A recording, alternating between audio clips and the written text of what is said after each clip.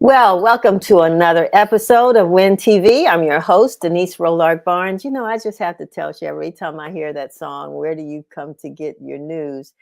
I just love it. I don't know about you all, but I really do love it. And I want to thank the producer, DB Bantino, who came up with that theme song for us. And if you like it, give us a shout out. I hope that you are watching us on Facebook. If you are, give us a shout out. Tell us whether you like the theme song or not, or Twitter, whatever you're watching us on. Of course, we want you to follow us and join us and all those things. Because, hey, I mean, that was done especially for us, done especially for you, our viewers. So thank you so much, DB Bantino. We hope you've had a chance to pick up a copy of this week's Washington Informer. You know, I don't have one in front of me, but that doesn't mean we didn't print a paper this week. You know, I always like to show you a paper. But anyway, we do have the digital edition, and you can go to WashingtonInformer.com and see the paper there. But you also can read all of our stories online at WashingtonInformer.com. So I hope that you will take some time to read it. But thanks to Chevy, I have my print issue as well. Yeah, the smell of ink. Anyway, pick up a copy and let us know what you think. We always invite you to send us news tips or any information you think that we need to share with our over 50,000 print readers over the DMV, as well as our readers online and our Facebook, Twitter, Instagram, LinkedIn followers, you name it. We've got people there, and we want you to be one of those as well. And we also invite you to subscribe to our YouTube channel. That's Washington Informer TV, all one word, Washington Informer TV. Please subscribe, and we certainly will, like I said, follow you back, and we like to count those numbers. You know, this, for the Washington Informer and for our nonprofit, Washington Informer Charities, we are strongly committed to literacy.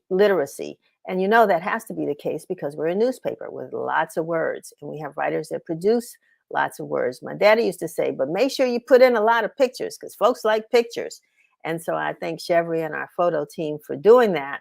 But literacy is extremely, extremely important to us. And today we're going to highlight a few groups and individuals who have created solutions to help children and really adults as well, because whatever we do for our children, it benefits us also in return, to improve our reading skills. I've heard numbers, and I think you all have probably been listening to the degree of learning loss that our children have experienced due to COVID. And we'll be talking about that with some of our experts on the show today. But I just hope that that you're watching and trying to figure out what role you can play in supporting these organizations and supporting our children to make sure that, you know, we begin to have fun reading. I went to the National Book Festival the other day. You know, I love going to bookstores, and, you know, we had a couple of a bookstore owner who has two bookstores. We had one on last week, and it was such a pleasure to talk to her. So there's no excuse. There are plenty of books, and if you can't find one, come to the Washington Informer office. We've got a little library outside that we try to keep supplied with books. But we're going to talk about literacy today, so we look forward to our guests, who include Brittany Selah Lee Bay, an author, educator, and etymologist. Brittany will talk about her book and tell us how etymology helps readers. We're also going to talk to Shakura Adamo Fanian. She'll tell me how to pronounce her name, the executive director of Reading Partners, and she's going to share how her organization helps to increase children's appreciation for reading and increase their reading skills. And we're going to talk to Callie Bulware and Sherry Watkins, the regional director and program manager for Reaching Out and Read, who will discuss also reading together and how, how reading together can help our youngest children and their families learn the joy of reading together.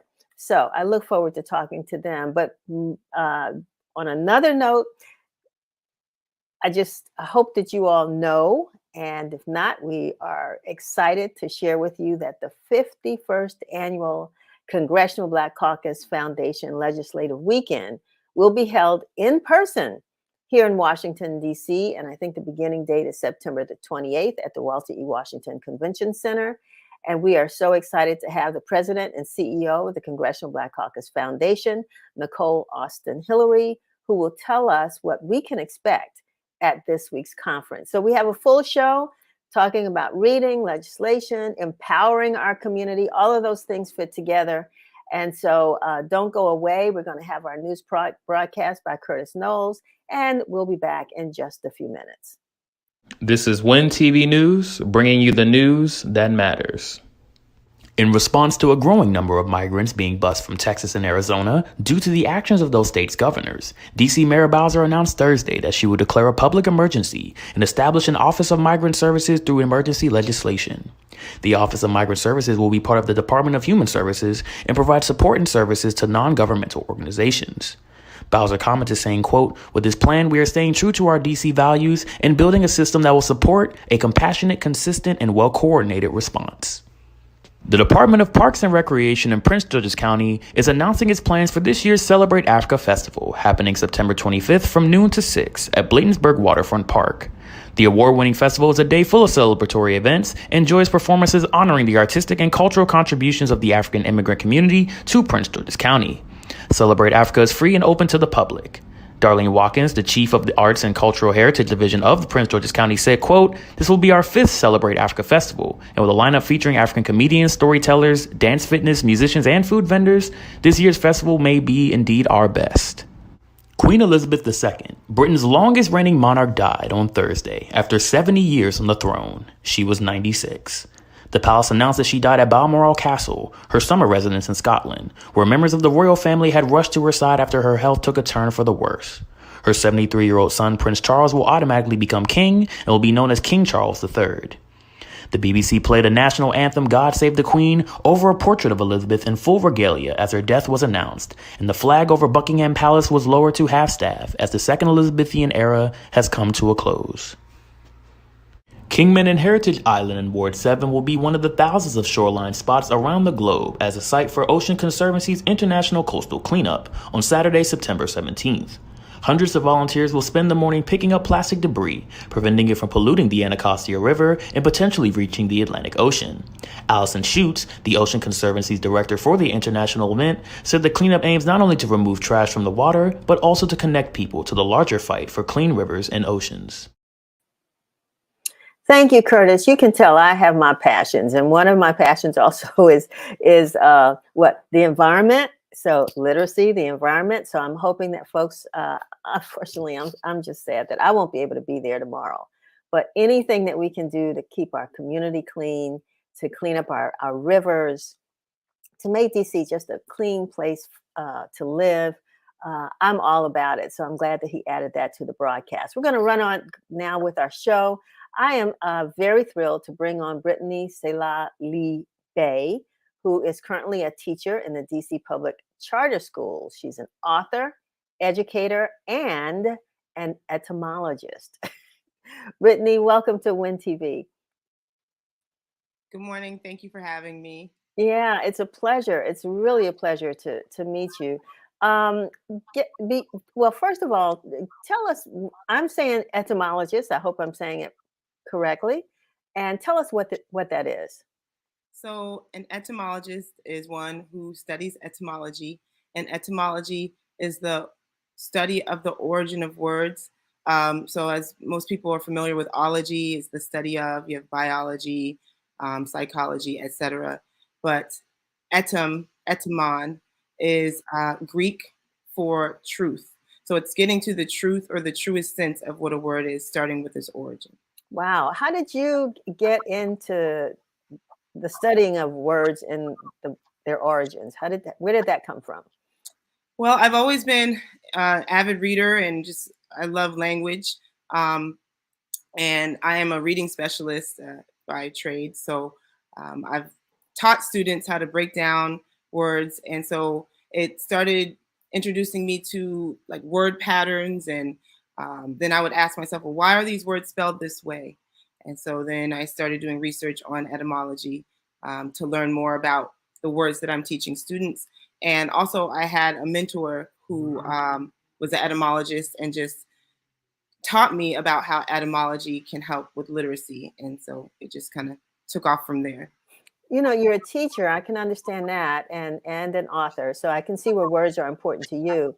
But what makes etymology a useful tool in teaching children to read?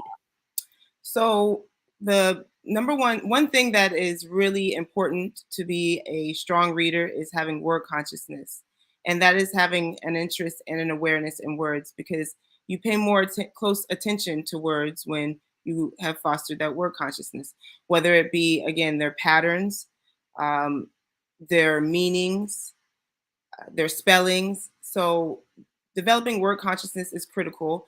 And through word study, you can begin with phonics, and then you understand and learn about morphemes, so it's prefix, roots, and suffixes, and how these patterns in these words help us identify the meaning.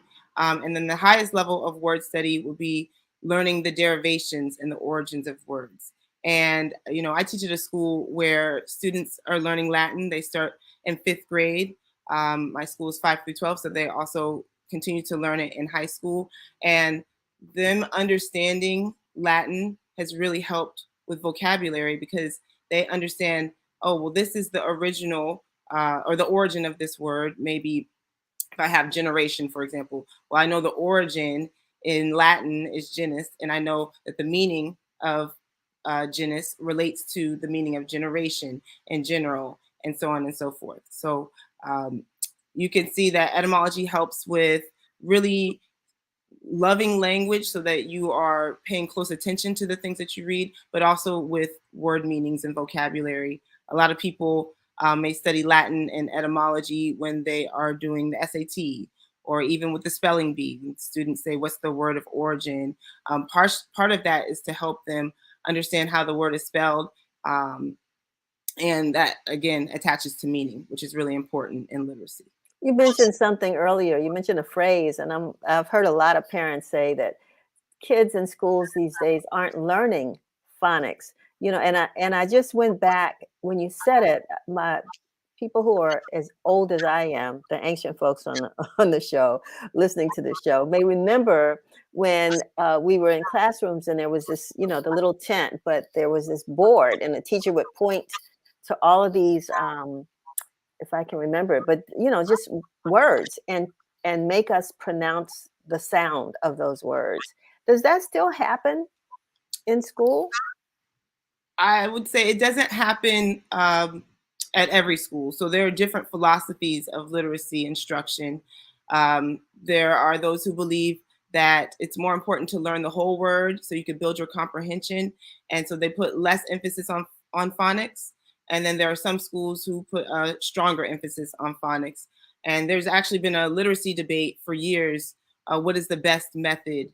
And recently, in 2020, the science of reading was, I guess, introduced to society as being, the stronger way, the better way to teach literacy. And that does include having a base in phonics. And even some of the whole language advocates started to come around and say that, yes, phonics is important.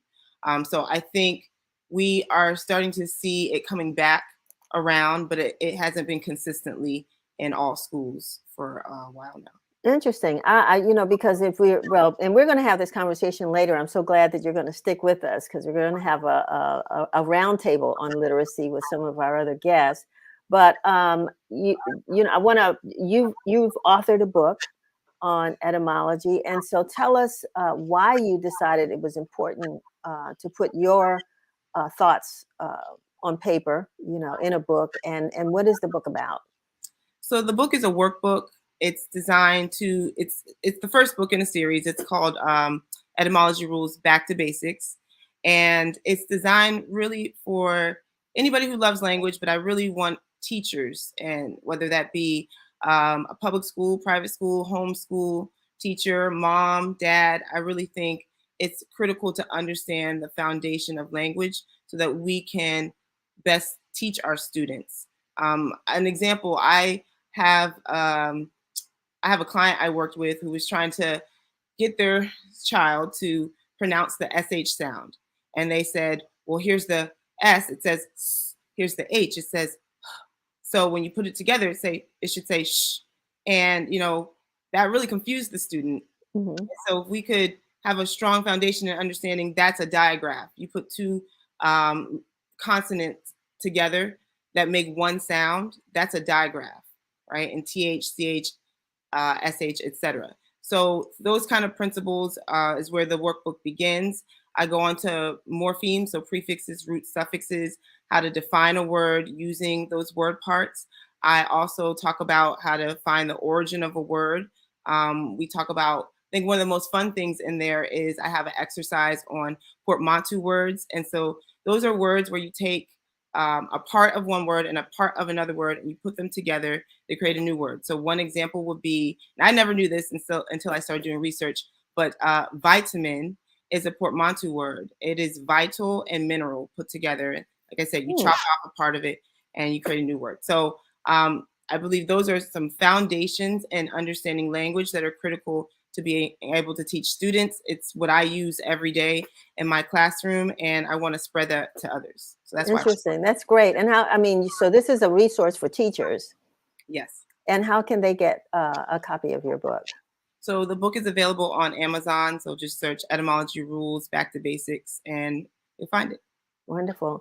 So we're going to go and talk with a couple of our other guests. We don't go away because we want to have a general conversation about what we as a community can do to really help improve the reading skills. And I say children and adults, because I think we can't leave anybody out. So I hope you'll be able to join us in a few minutes. I will. Thank you. All right. Thank you. Thank you so much. And so now we're going to turn to Shakura Adamo Fanayan. Did I pronounce it right? Very well. Very well. Good. I got it that time. Okay. And Shakura is the executive director of Reading Partners. And I know you've been on the show before, so I'm so glad to have you back. Thank you for having me. And to talk about Reading Partners. What does Reading Partners DC do? Tell me about the organization. Awesome. Well, again, thank you again for having me back. I always enjoy your show and always enjoy connecting with you. So the mission of Reading Partners is to help children become lifelong readers and to empower the community around them to engage with that, and leveraging our evidence-based curriculum to support young people to learn to read. And so this year, we've been in the region now for 12 years. I mean, we served over 6,000 children, engaged 47 schools, over 5,000 volunteers, over 200 AmeriCorps members. And so this year, we've been here. No questions. But this year, we're going to keep pushing, and we have a huge goal of serving about 1,100 students this year. The reports have come out. We now know exactly where students are with regard to the learning loss, and we've always known where they need to go. And so Reading Partners is committed to partnering with our school partners and the young people that we get the great privilege of working with to do just that, get them to master those foundational skills and set them on their life journey. So how do you, I mean, what is the process? If you have volunteers, what would you be asking volunteers to do? Absolutely. So what we want is for volunteers to come with us. We will provide you with all of the training, all of the support ongoing. So it's not just this one-off training and then we send you into the schools on your own, but we provide ongoing training and support. We provide the curriculum that you will use. It's scripted, very easy to use. And we're just asking that you make a commitment to the young people for twice a week for about an hour. Working with the young people, working through our curriculum, and encouraging them to be the best readers that they can be. And so if folks are interested, they can check us out at www.readingpartners.org and select Washington, D.C., and you'll get all the information on how to volunteer with us. And they would be going into the school where the child attends, right? Absolutely. We have two options. You can do in person. We are in 22 schools across the city. The majority of our schools, about 13 of them, are in Ward 7 and 8. So you have the option of being in person, but you also have the option of joining virtually. During COVID, our organization wanted to meet the moment. And so we launched our virtual tutoring platform, which was already in development. COVID helped us expedite the production of it. And so we now have a virtual tutoring platform that allows us to work with students virtually to support their learning. It also has really, quite frankly, given us capacity to serve more young people. So there is no excuse. There's a way to help. You can either get on the computer with the kids or come in person, but we need you. Yeah, that sounds fantastic. So, I mean, what are the outcomes? Can you talk about what difference Reading Partners has made in sort of the reading capacity of young people? Absolutely. I want to speak specifically to what we were able to do last year because I'm really proud of that. Last year, we know that students returned to campus full time. We know that, especially with the results that have come out in terms of where students are, we know that students were coming back to school with two years or more behind already, on top of whatever it is learning gaps that they had even before COVID began. But we were able to work with 600 students, providing over 12,000 hours of tutoring. And the results that we received, and we're again very proud of it, 76% of our students either met or exceeded their primary literacy growth goal. And for our kinder to second graders, 80% of them exceeded their primary literacy growth goal in learning. And so that's exciting because we know in grades K through 2, that's where you gain all of your foundational skills to move you from a place of learning how to read to learn. And that's really going to set you up for success. And so we are excited about these numbers. We're not going to rest until we're at 100%. And so again, we need everyone's help to pitch in and help get these kids further than they've ever been. That's good. I mean, sometimes you wonder, what is it that, and this is not a moment to really point fingers, but some kids come from reading families, and some don't. And I will talk a little bit more, like I said, when we all get together, about what are some of the strategies that families and communities can use to really increase the reading level or interest in our communities. But what if you could offer just one tip right now of why you think your program works and how people can replicate that in their own homes? What would that be? I mean, aside from our evidence-based curriculum, and your previous guest mentioned the science of reading sort of bubbling to the top as actually the philosophy to help drive students, our curriculum had already been rooted in that. So the phonics instruction that you mentioned, Denise, we've always done that. That's been a part of it. But aside from that, one of the greatest things you can do to support a young person in reading is having modeling by a trusted adult or a caregiver. Having that trusted adult or caregiver model the joy of reading and the joy of holding a book and learning and making connections, that's probably one of the more critical ways to get a young person excited, on top of the other things. And so if that's one thing someone can do differently, model for your young person just how amazing reading is and all the places you can go through reading a book. So did we create our own problem when we started adopting what do you call them, electronic books, or when we weren't actually reading, became listeners.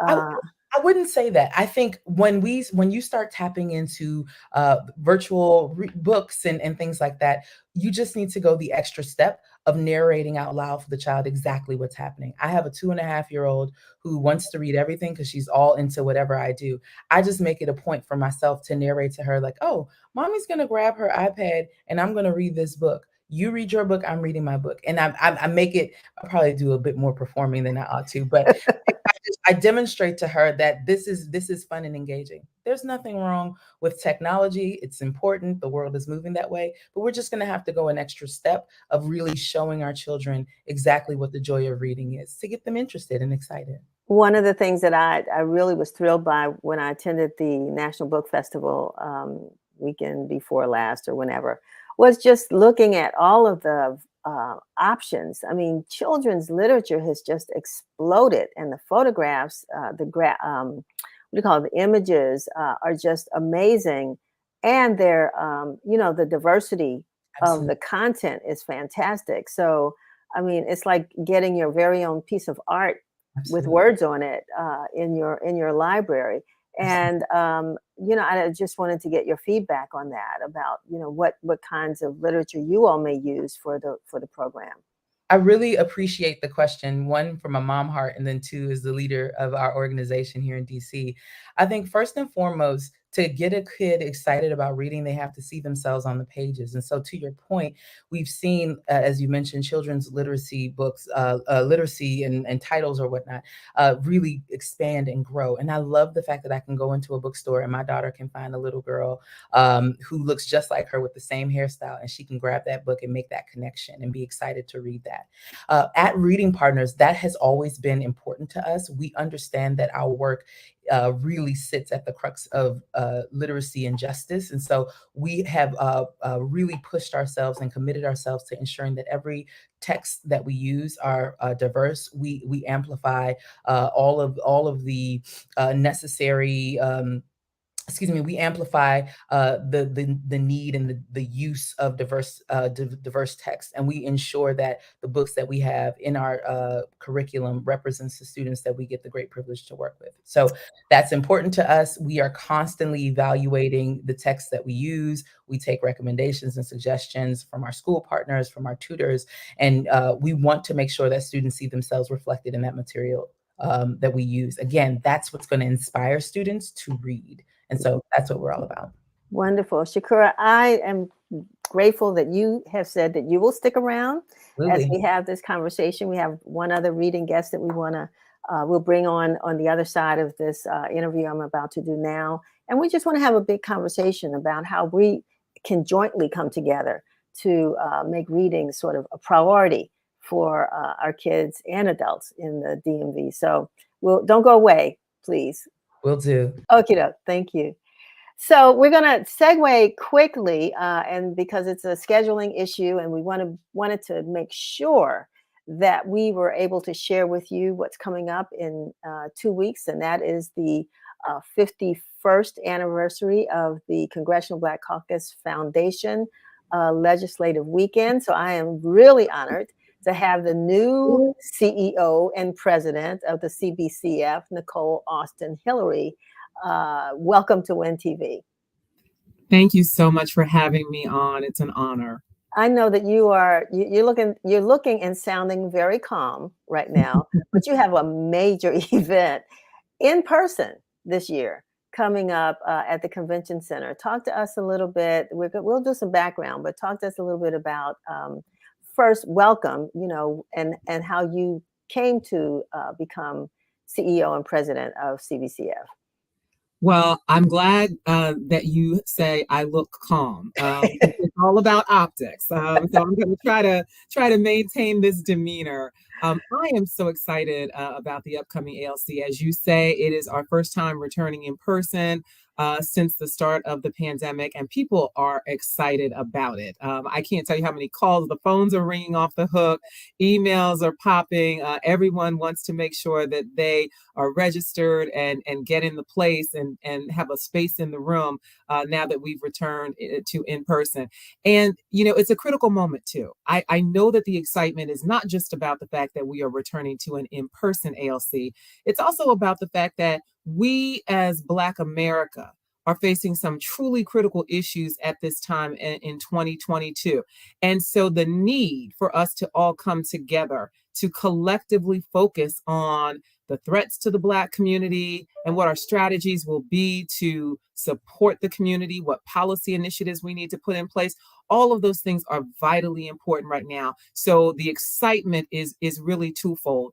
And I also have to tell you, it's interesting for me. I have been myself an ALC panelist for so many years because of my background and the work that I have done. So it's such an honor and a privilege to now serve as the president and CEO of the Congressional Black Caucus Foundation, where I now get to oversee this event and really see how, if you will, the sausage is made, and really have a greater understanding and appreciation for all the work that goes into this. This is the nation's largest Black public policy forum that takes place each year. So we are about some serious business here, and we take pride in the fact that we are providing this opportunity and this space for Black America, Black thinkers, advocates, grassroots folks, community folks to come together and really be collective problem solvers. It's Nicole, I'm so glad you said so many things in that I really want to kind of follow up on. We've been covering the CBCF for 51 years, remembering how the organization started. And I do want to talk a little bit about that. But, one of the challenges that we had over the years, and I think it was your challenge as well, is to let people know, as you said, how substantive this gathering is. It became sort of a joke that it was a big party. But for those that came during the day and actually sat in those sessions and listened to all that was being discussed, you realize that, you're missing out if you only showed up for a party. So, can you talk about how the members of the Congressional Black Caucus, with their, what do you call them? Their sessions, I forgot what they're called, but anyway. Brain trust. Brain trust. Thank you. This, my brain, I couldn't trust my brain. It's Friday. Yeah, but I mean, each one, let's talk about what some of those brain trusts are going to be this year and what those topics are, and the members of the CBC who are participating. And I'm so glad that you just noted, as you did historically, what this conference has been about. This conference has always, from its genesis, been about how do we come together as a Black community and have real frank discussions with experts about the issues that are impacting our community. That is what it has always been about. Look, we all like to have fun.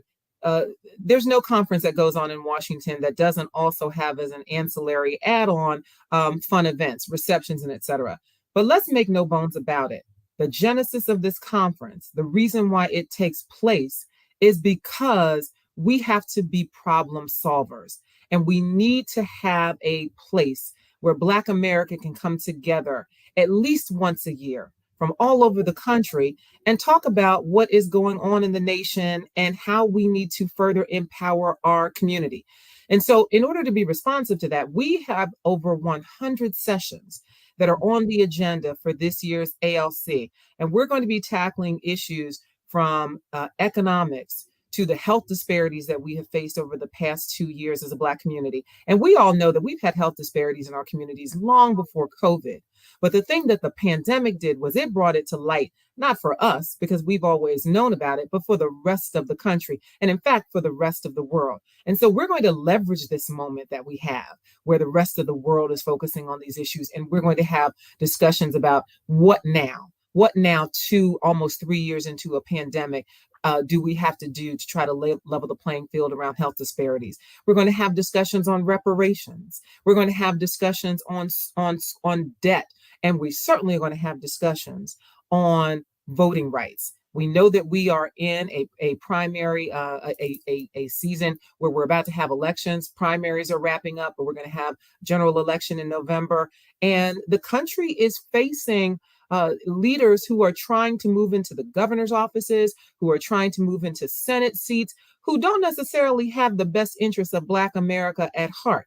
So it behooves us all to be in the room and to talk about how do we arm ourselves with the information that we need, because we know that knowledge is power. We know that when we're talking about changes to voting rights laws in states across the country, that the only way you can come prepared to the polls is if you have the information about whether your polling place has changed or whether you need an ID or any of that information. So that's what we are here to provide. And I want to lastly say this in response to your question, because this is one of the reasons why I'm at CBCF. I have a background as a civil and human rights attorney. And when CBCF called and asked me, would I be interested in taking on this role as a new president and CEO, I said to them very clearly, and they welcomed it. I said very clearly, I am coming to the table as someone who has been an expert working on racial justice issues, criminal justice issues, voting rights, surveillance, privacy, all of these issues. And I am going to bring that to bear on my new role, because I think that we as the foundation have a role to play to educate and provide information to Black America. And they said, yes, Nicole, that's why we reached out to you. That's why we're calling you, because we want to double down on that work and that part of who we are. So that's what you all are going to see manifested at the ALC. We are going to have fun, because that's what we do as a people, as a community. That is a part of how we nourish ourselves and keep ourselves going. But make no bones about it, the purpose of this conference is for us to focus on how we fix the problems in the Black community. And these conversations aren't going to stop with ALC. We at the CBCF are doing community conversations throughout the year. We did one in March in Detroit. We're doing one during ALC to focus on Black Washington and the power of Black Washingtonians. And we're going to be in Tulsa in December talking about reparative justice and the impacts of the 1921 Tulsa race massacre that are still impacting that community. And we're going to continue having these kinds of discussions and events and opportunities for folks to coalesce around strategy throughout 2023. So that's how we're moving forward and really, again, underscoring the purpose of why we exist and why this ALC exists. So I want to bring up one other point, though, about why you exist, because I know that the foundation is the nonprofit arm. It's not the members of Congress are, I think, represent your board, but you are a nonprofit organization, and this also helps to support your Congressional Black Caucus Fellows program and a lot of other. Can you talk about the influence that you've had on future legislators by what CBCF does to sort of shape that community? And I love talking about that. And I'm so glad that you brought that up, because if you hadn't, I was going to get it in. Because folks need to understand, yes, the CBCF, the foundation, we are a separate entity. We are a nonprofit 501c3 entity. And we were started in 1976 by the few members of the Congressional Black Caucus that existed then. We now have over 50. We were started to do three things: to serve as a leadership pipeline for Black America, to provide research and strategic information on the issues of concern, which is part of what I just talked about, and then to be an educational tool for Black America. That is our threefold focus, and that's our purpose in trying to empower Black America, which is at the heart of our mission. So the Leadership Institute is the arm through which we provide myriad scholarships, fellowships, and internships. We put more Black interns on Capitol Hill, in the White House, and in C-suite offices and corporate offices collectively more than any other organization.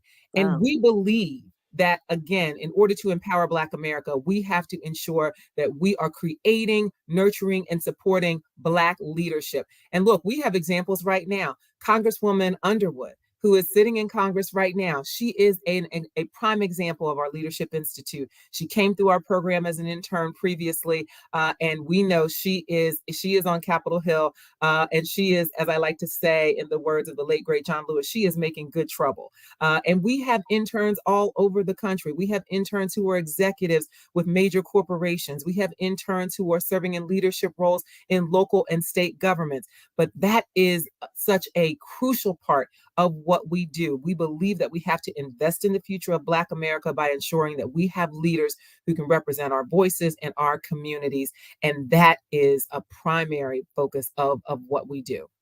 Nicole, I know that you have a lot on your plate right now, and I really appreciate the fact that you were able to take a few minutes to talk to us about the CPCF ALC coming up on the 28th. Can you share with us, for those who want to attend, what's the best way to do that?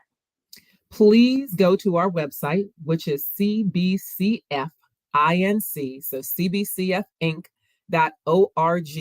And you will see a link there telling you exactly where to click so that you can get all the information you need for ALC. And we really, really want to see as many folks in the room as possible. And we have protocols in place. We're trying to also keep folks safe. As we said, make no bones about it. We're still living in a pandemic. We want to bring folks together safely, but we want people in the room. And we also are offering a hybrid option. So for those folks who cannot be in Washington, because we know it's important, we don't want this to be an opportunity just for those folks who are lucky and privileged enough to be in Washington. We want to make it accessible to Black Americans and all Americans, in fact, who want to be engaged through online. So please go to that website again, cbcfinc.org, and you'll see all the information there. And we're happy to answer questions and guide you, because we really want you to be, again, a part of this collective brain trust, if you will. Well, this is fantastic. Thank you so much for taking a few minutes of your time to talk with us today. And we want to get you back on because, this is it's a midterm elections. We're talking about, what happens next year. We've got a former president who's putting some weird messages out there that, Black folks need to sort of understand and get translated. So anything that you want to share with us, and we'll have questions for you. We certainly want to get you back on after you've had a moment to woosah after after the conference. I appreciate that. But look, it would be my honor to come on anytime you want to have me. As I said, we've got a lot of important work to do in Black America, and we have to do it collectively. It takes a village, as we all know. So I would be happy to be here whenever you would like me to join you. Thank you so much. Thank you. Thank you. Have a wonderful day. You Great as well. weekend. Take care. All righty. So this is really great. I'm telling you, you should go. I have thoroughly enjoyed and learned a lot. And of course, as reporters and journalists, this is really important for us to go. And you can get a chance actually to meet a lot of those legislators that you see on television, or you should be seeing, how they sort of black us out sometimes. But at any rate, to meet members of Congress, to meet their legislative staffs, to talk to them about issues. It's a wonderful opportunity to network. Whether you're a business owner, educator, whatever the case may be. So hopefully you will go. We're honored as the Washington Informer to be a media partner this year. I should have said that earlier on. And so we will be running the schedule in our publication, as well as making it available for those who are there and just sort of want to read some stories about CBCF, because we're trying to make sure that we link the Washington community to what's happening in this other place called Capitol Hill, which will be moved into the Washington Convention Center for a week. So that was really good. Now we're going to jump back to our conversation about reading and literacy.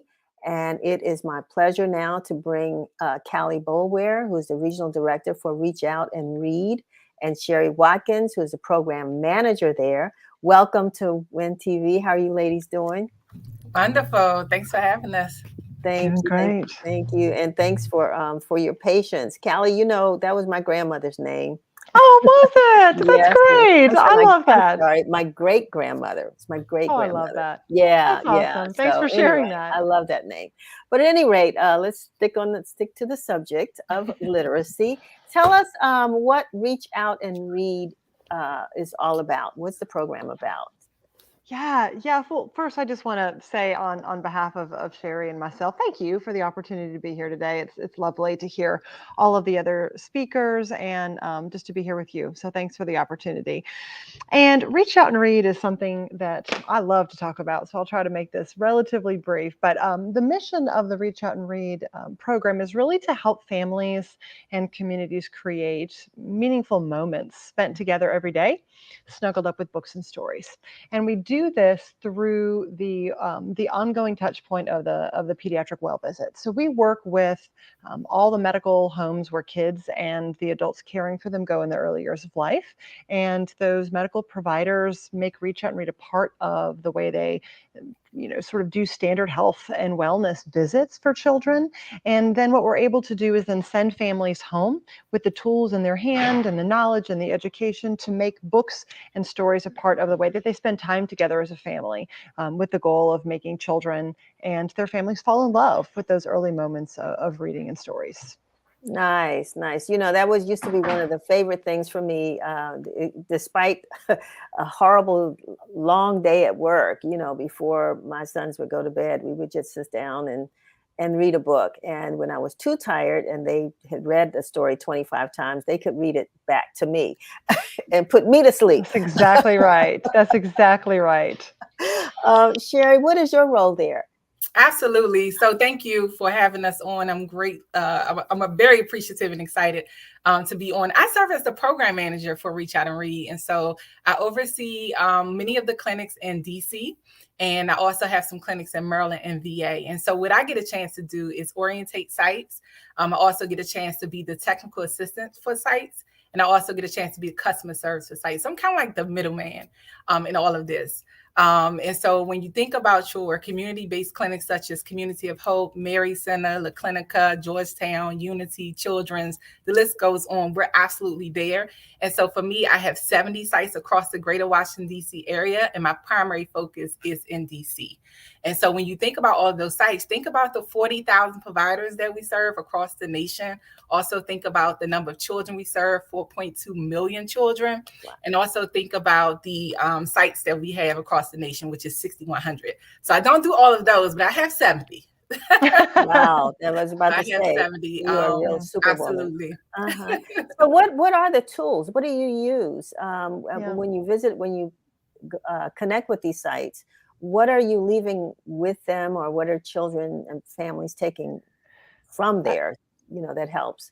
Absolutely. So Sherry, I'll mention about the families, and I'll let you mention how you support the work on the back end. So Reach Out and Read basically helps to make sure that our medical providers are trained to understand how to sort of have as a part of a standard well visit conversation with families where they're checking on the baby's health and development and sort of the medical components that they may be looking at. They work into that conversation the important routine of building storytelling and snuggling up with a book or singing songs together, that shared language and that shared attention that families gain when they snuggle up with the story. They teach families why that's an important part of their daily routines with their children. So parents are receiving the education and the support from a strength-based place from their medical providers.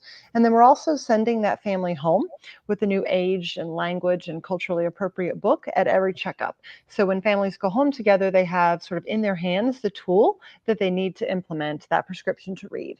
And this happens at every single checkup the kids have from birth to 5 years old. So that's approximately 15 times that we get to spend time with parents and families and sort of build those skills and those routines into their lives. And then Sherry does all the magic on the back end to help to support our medical teams and the clinic staff in doing that really well. So Sherry, I'll pass to you. Absolutely. So then we've had providers to say, I will not practice without the Reach Out and Read program. So we are a model within the clinic.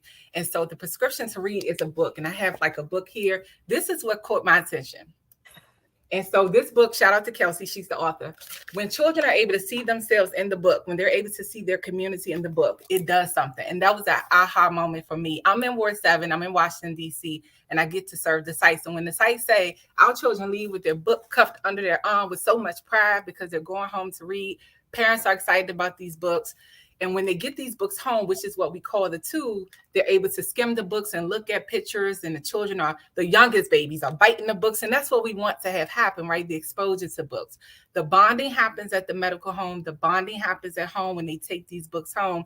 And for the children in DC who are living in underserved communities, it's hard to build libraries at home. It's very expensive. I know that. I have lived experience where we didn't have books in the home. It was just a decision between food, water, and shelter or books. And so we're going to choose food, water, and shelter because we're trying to survive, right? So what I love about this program is that we're putting our books in the hands of children at no cost. As long as they visit their medical provider, they have a book, right? And so I was introduced to this book by attending the Anacostia Coordinating Council meeting. And so when I saw this book, it gave me the aha moment. The whole concept behind it is awesome, right? But then that gave me a love for literacy. It gave me a love for prevention, because a lot of my work in DC has been crisis intervention, working with great organizations like Community of Hope and Bright Beginnings. And now I get a chance to be on the side of prevention. So we can get in front of all of this from the time the baby comes out the womb, introduce the smallest human being to a book, give them exposure to the community, to people, to themselves, children of any color. That is what prevention looks like. And so I'm just overjoyed about this program, overjoyed about being here and being able to serve as the program manager. So what I'm giving you is what I give the sites. I kind of hype them up and get them excited about their program, because this is their program, about the model, and just make sure they're operating the program with fidelity. So as I promised our other guests, because I think it's really, really important to just have an overall conversation with you all who are crusaders in this area of literacy, I want to bring on our other guests and just have a conversation as we close out this program about what are some of the things that we should be doing. We've got reading partners, so we know we ought to, we can volunteer in person or virtually to read with kids. Brittany, you're going to teach us how, word sounds and phonetics and all of that, the history. With all of this that you all have been doing, what is your, and anybody can answer this, your biggest frustration about, just really trying to, we're looking at numbers, as you talked about, Brittany. We know what's going on. We know literacy is still a challenge in our community. And what is the most frustrating part of this to try to get to see a difference? Or maybe are we seeing a difference? Yeah. Anybody want to answer? Callie? Brittany, do you want to jump in first? Sure. Thank you, Callie. I think it's a great question. So from my work being in the schools, and I get a chance to not only teach students, but I also do training and professional development with adults. I think, and let me just add that I work with middle school and high school. So I don't get to do the early intervention. Now they've been in school this long and they've developed these difficulties that have them reading at least 2 grade levels below or more. And so my biggest frustration is that by the time our students get to middle school and high school, the focus is really, as Shukarat said, it's not learning to read, right? The expectation is they already know how to learn to read. So my frustration is that teachers are really focusing on them developing their content knowledge through literacy. So they're reading to learn things, and they don't necessarily have the background to provide supports and interventions in the classroom. And that's what Etymology Rules is designed to do, to be able to teach teachers this information so they can do this work as well. Shakur or Callie, or you want to weigh in on that? Sure. I think for me and for us at Reading Partners, frustration is probably a different word. I just think it's, again, where we are. We know this, right? COVID didn't just come to shine a light or just create conditions where inequity exists, where opportunity gaps exist. This isn't new information. Right. Systemic racism and oppression created these issues. And so what we have the opportunity to do across the country, especially here in DC, is to leverage the resources that are available to us right now to really get in there and support young people, support the incredible work that our teachers and school leaders are doing to set students up for success, and engage as a community, put our hands together to work with our young people. I think a lot about when there's great national tragedy or local tragedy, you see this increase in like this coming together, this joining hands. This is the moment. And so for anyone who's out there who's frustrated by the numbers or who just feels like they need to do something, dig in. Schools need you. My colleagues in the space programs need you. We need you. We need about 1,400 people. Sign up. Right? We will help you. We will give you what you need. But more importantly, the young people need us. They need another caring adult as a part of their network to encourage them to be the very best that they can be. So we don't see frustration. We see opportunity, and we encourage people to dig in. I'm glad you changed that word for me, because I didn't want to use it, but I mean, that my laziness there, I just used frustration. But Callie and Sherry, I want to ask you, because you mentioned taking a child leaving a medical visit with a book on their arm with an adult who may not be able to read themselves. That's exactly right. I just want to say yes, +1 to all of the things that have been said here. We're in full support of all of that. And to Sherry's earlier point, what we really want to do is be as much on the front end of that as possible. And we know that 80% of a child's brain is formed by 36 months old. We don't have time to wait until, as Brittany stated, we're seeing deficits in school already. We really have to get to children and get to the adults in their lives and to their parents and their caregivers as early as possible, and do that skill building around sharing language and that shared passion and love for what reading is, which is the foundation of what we know will be eventual school success. And what we in Reach Out and Read and our evidence-based model teach our clinicians to do to support families who may have barriers with adult literacy themselves is that at these very early years, it's not so much about the words on the page as it is about you sharing language and feeding that baby's brains, feeding that baby's brain and their emotional, development with your words. And what I love, one of my favorite things about Reach Out and Read, and I've been doing this for a lot of years, and this keeps me passionate every day, is that our clinicians are letting families know that you, just as you are the most important person in your child's life. They need you. They need your attention. They need your words. They need your eye contact. And a lot of things we do unintentionally tell families the deficits that they may have or the things that they need to get better at. But we're telling families, just as you are, you be you with your child. Read with them if you're able. Talk about the pictures. Make up a story. Tell them a story about you, your family. It's less important about the actual words on the page at these very young years, and more important about the sharing of language and the bonding and the love that comes along with that. So we really can meet families wherever they are and help them to be successful on that journey. Sherry, did you want to jump? Days. Absolutely.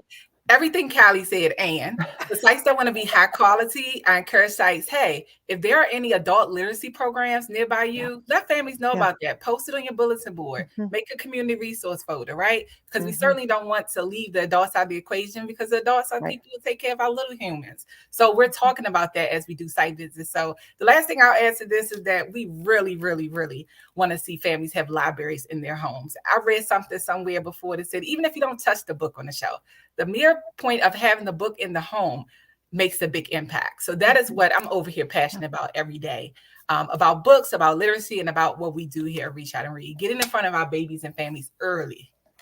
Yeah, I think about so many other things that we're dealing with in our community, and one of the issues folks keep talking about is stigma, and how can we take the stigma away from for those who are having literacy issues, and make them feel as though there is a solution. There are places where they can go to learn, and that it's the community supports that. I mean, so I don't know if anybody wants to talk about how stigma just even impacts kids or children. They get to like you said, 4th or 5th grade, and they still can't read.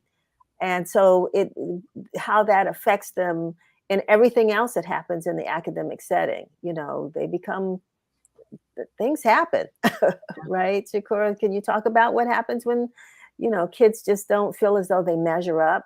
Sure.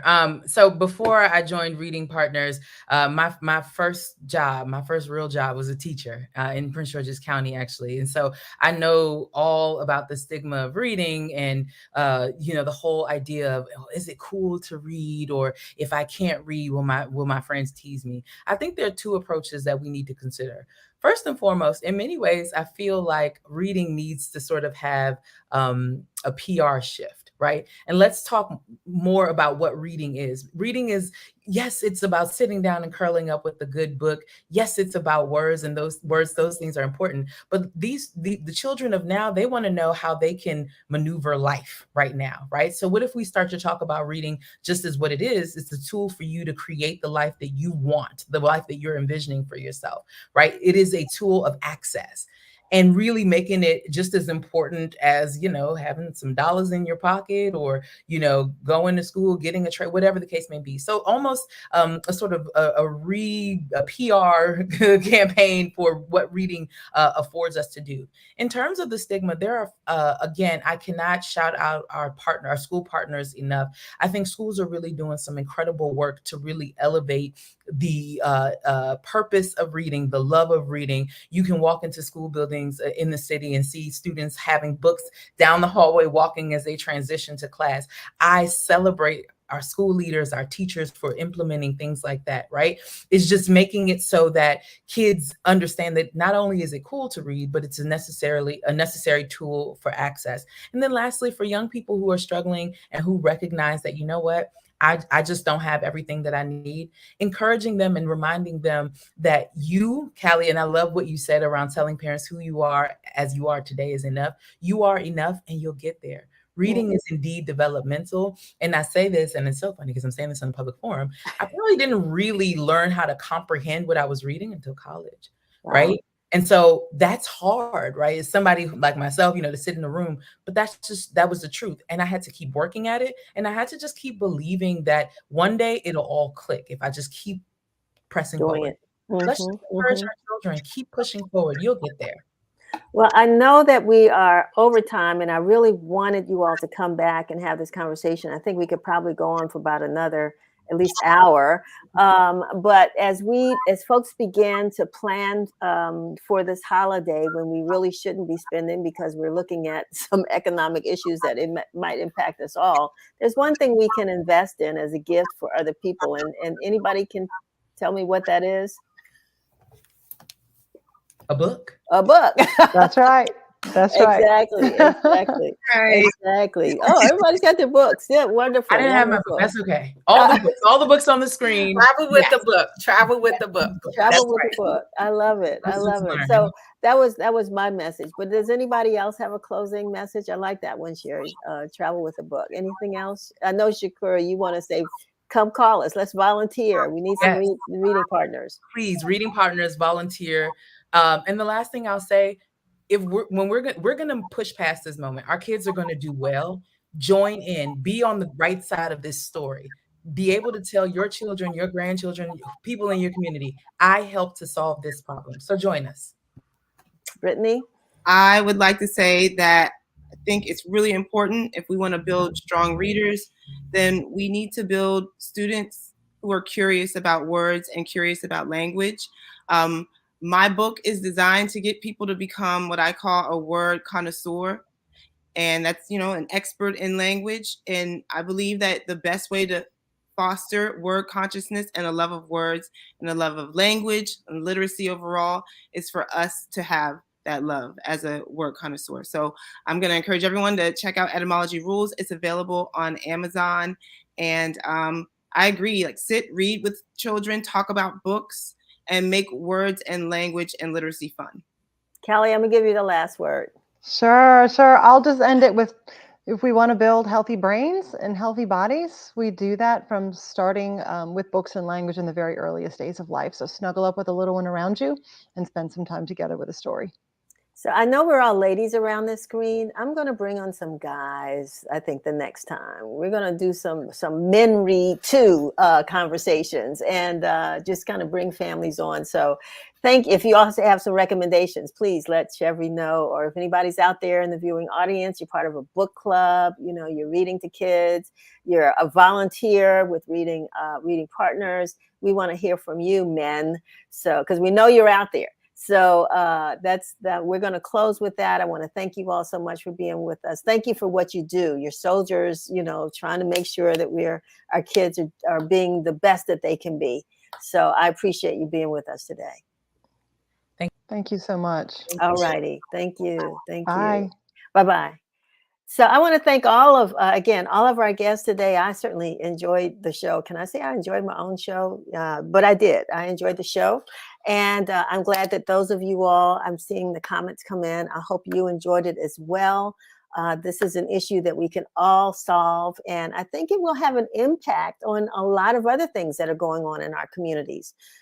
So, you know, it's sitting down and reading something that's good. So anyway, this is it. I hope you all have a great weekend. There's so much going on. I think the H Street Festival is this weekend, and what is it? There's another festival uptown. What's it? Petworth Festival. A lot going on in the DMV, and we're going to have some beautiful weather. So maybe I'll pass you out there somewhere along the way. I'll be at the OwnerCom conference tomorrow, talking to a lot of young folks who are buying homes and investing in properties in the DMV. So this is what I call the anti-gentrification movement, because they are making sure that they're keeping a footprint on this city. So I will be with them tomorrow, and I hope you all have a wonderful week. I will see you next Friday, same time, same channel, and share this show with your friends. Tell them we certainly would love for them to join us. But until then, have a wonderful week. Take care.